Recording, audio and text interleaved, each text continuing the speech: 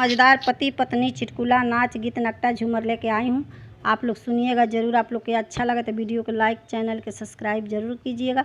आप लोग का दिल से धन्यवाद।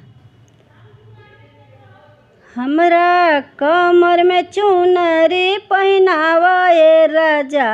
हमरा कमर में चुनरी पहनावा ए राजा, दिलवा के कारा से लागल बा बतावा ए राजा, दिलवा के कारा से लागल बा बतावा ए राजा, दिलवा के कारा से लागल बा बतावा ए राजा, हमरा हक गले में हारवा पहनावा ए राजा, हमरा गले में हारवा पहनावा ए राजा, दिलवा के कारा से लागल बा बतावा ए राजा,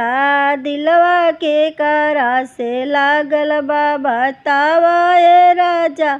दिलवा के कारा से लागल बा बतावा ए राजा, हमरा कमर में कर धन पहनावा ए राजा, हमरा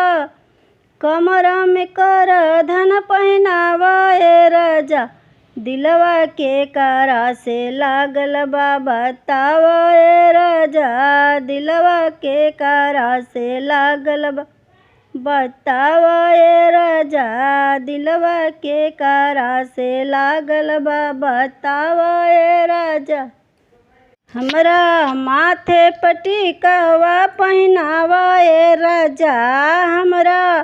माथे पटिकवा पहनावा ए राजा, दिलवा के कारा से लागल बा बतावा ए राजा, दिलवा के कारा से लागल बा बतावा ए राजा, दिलवा के कारा से लागल बा, हमरा पैर में पावजब पहिरावा ए राजा, हमरा पैर में पावजब पहिरावा ए राजा, दिलवा के कारा से लागल बा बतावा ए राजा, दिलवा के कारा से लागल बा बतावा ए राजा,